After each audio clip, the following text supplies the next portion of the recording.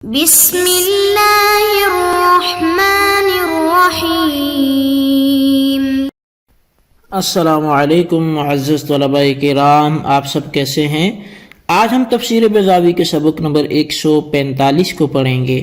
آج کے ہمارے سبق کا عنوان ہے قراءت سبعہ کا بیان۔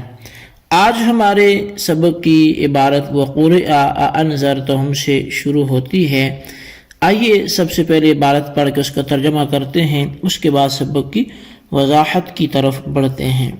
مصنف علیہ رحمہ لکھتے ہیں وقرئ انذرتہم بتحقیق الحمزتین وتخفیف الثانیۃ بین وقلبها الفا وهو لحن لأن المتحركة لا تقلب ولأنه يؤدي إلى جمع الساكنين على غير حده وبتوسيط ألف بينهما محققتين وبتوسيطها والثانية بين وبحذف الاستفهامية وبحذفها وإلقاء حركتها على الساكن قبلها۔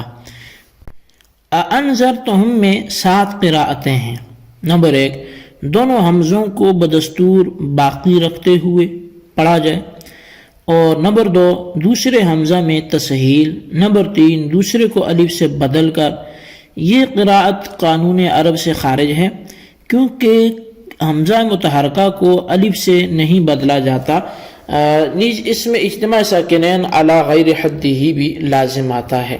اور نمبر 4، دونوں حمزوں کو بدستور باقی رکھتے ہوئے درمیان میں الف لا کر۔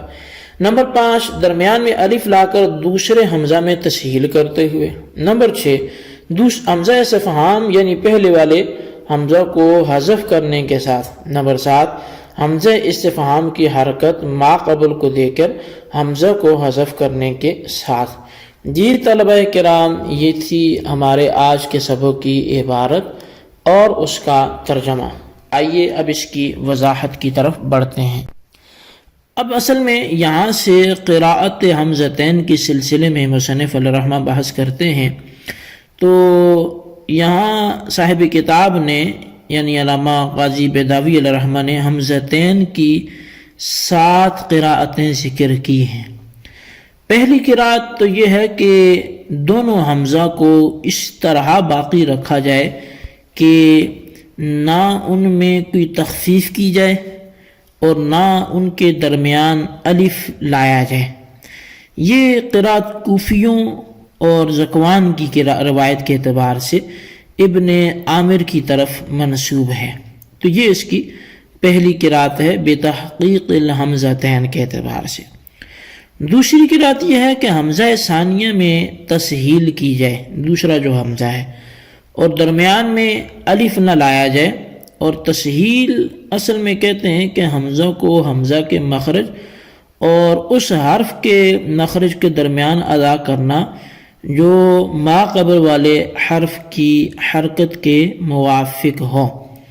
پس ما قبل کے مفتوح ہونے کی صورت میں حمزہ کو حمزہ اور الف کے مخرج کے درمیان ادا کرنا، اور ما قبل کے مضموم ہونے کی صورت میں پھر حمزہ کو حمزہ اور واو کے مخرج کے درمیان ادا کرنا، اور ما قبل کے مکسور ہونے کی صورت میں حمزہ کو حمزہ اور یا کے مخرج کے درمیان ادا کرنا، یہ تسہیل کہلائے گا۔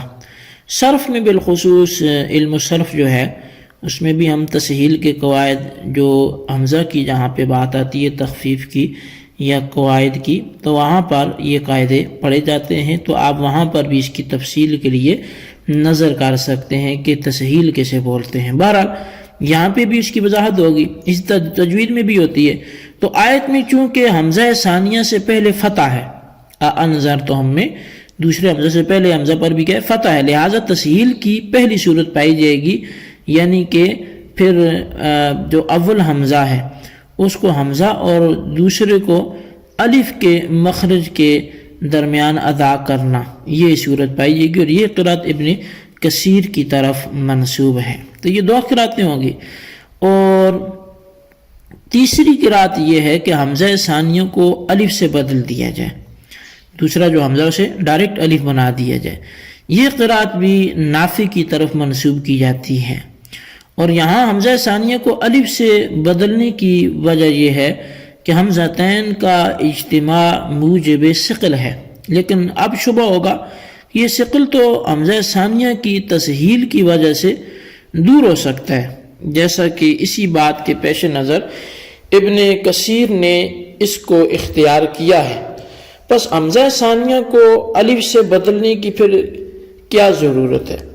تو اس کا جواب یہ ہے کہ صرف تسہیل کو ازالہ ثقل کے واسطے کافی نہیں سمجھا، اس وجہ سے اس کو الف سے بدل دیا۔ اب قاضی صاحب اس تیسری قرات کے اوپر جرح کر رہے ہیں اور فرماتے ہیں کہ وَهُوَ لَحْنٌ، یہ لحن ہے، جس کا مطلب یہ ہوا کہ یہ قرات قواعد عرب سے خارج اور ہٹ کر ہے، اور خروج عن قواعد العرب کی دو وجہ ہیں۔ اول یہ ہے کہ آیت کے اندر حمزہ ثانیہ متحرک ہے، اور حمزہ متحرکہ کو الف سے نہیں بدلا جاتا، البتہ حمزہ ساکنہ کو الف سے بدلا جا سکتا ہے، جوازن بھی اور وجوباً بھی۔ جوازن اس صورت میں جب کہ حمزہ ثانیہ سے پہلے حرف صحیح ہو، جیسے رؤوس، اور وجوباً اس طرح کہ جب حمزہ ساکنہ سے پہلے حمزہ متحرکہ ہو، جیسے آمنہ۔ لیکن حمزہ متحرکہ کے اندر تخفیف کی صورت یہ ہے کہ اس کے اندر تسہیل کر لی جائے، نہ یہ کہ الف سے اس کو بدلا جائے۔ بس حمزہ ثانیہ کو الف سے بدلنا گویا قاعدہ عرب سے انحراف کرنا ہے، اور دوسری وجہ خروج کی یہ ہے کہ اس قرات کے اعتبار سے اجتماع ساکنین علی حد ہی لازم آتا ہے، اور حالانکہ اجتماع ساکنین علی حد ہی یہ ناجائز ہے۔ اب آیت کے اندر اجتماع ساکنین علی حد ہی کو سمجھنے کے لیے پہلے اس کی حقیقت کو سمجھ لینا وہ ضروری ہے کہ اجتماع ساکنین ہوتا کیا ہے علی حد ہی۔ اصل میں اجتماع ساکنین کی دو قسمیں ہیں، علی حد ہی اور علی غیر حد ہی۔ اجتماع ساکنین علی غیر حد ہی اس کو کہتے ہیں کہ جس میں ساکن اول مدہ اور ساکن ثانی مدغم نہ ہو، اور اگر یہ دونوں چیزیں پائی جاتی ہیں تو اجتماع علی حد ہی کہلائے گا۔ اور آیت کے اندر اجتماع ساکنین اس طور پہ لازم آ رہا ہے کہ حمزہ کو جب الف سے بدل دیا تو چونکہ الف ساکن ہوتا ہے، اس لیے پہلا ساکن تو الف ہوا اور دوسرا ساکن نون ہے، اور چونکہ نون غیر مدغم ہے اس لیے اجتماع ساکنین علی غیر حد ہی یہاں پہ ہوگا۔ اچھا، بہرحال قرات ثالثہ میں دو اعتبار سے قواعد عرب سے نکلنا لازم آتا ہے۔ بعض حضرات نے ان دونوں خرابیوں کا جواب بھی دیا ہے۔ اول کا جواب یہ دیا کہ حمزہ متحرکہ کو الف سے بدلنا اگرچہ اعتراضی اور عمومی قاعدہ نہیں ہے مگر شذوذاً جائز ہے۔ تو بہرحال یہاں پہ ایک اعتراض پھر ہوگا جی کہ قاضی صاحب نے قرات ثالثہ پر نکیر کی ہے، حالانکہ قرات سبعہ یہ تو متواتراً منقول ہیں، اور تواتر کا انکار تو کفر ہوتا ہے، تو یہ کیسے ہو سکتا ہے کہ پھر قاضی صاحب اس پر نکیر وارد کر دیں؟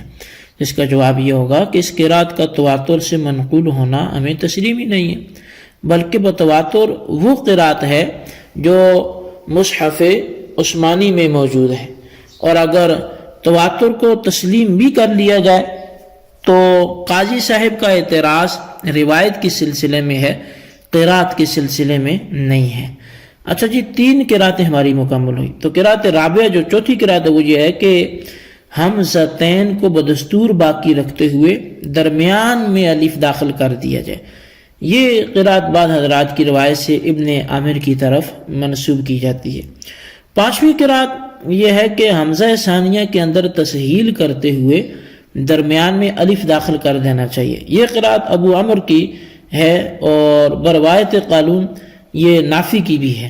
اس کے اندر درمیان میں الف داخل کرنے کی وجہ یہ ہے کہ حمزہ ثانیہ کی تسہیل ازالہ ثقل کے واسطے ناکافی ہے، لہٰذا الف کو درمیان میں لے آئے تاکہ ثقل دور ہو جائے۔ اور 6ٹھی قرات جو ہے وہ یہ ہے کہ حمزہ ثانیہ کو علی حال ہی باقی رکھتے ہوئے حمزہ استفہام کو حذف کر دیا جائے۔ اس صورت میں انذر تو ہم کلام انشاء بصورت خبر رہے گا، لیکن حمزہ استفہامیہ مراد میں باقی رہے گا. لفظوں سے ام کے قرینے کی وجہ سے حذف کر دیا گیا کیونکہ ام بغیر حمزہ کے نہیں آتا. ابن جنی نے کہا کہ یہ قرات جو ہے وہ ابن محسن کی طرف منسوب ہے.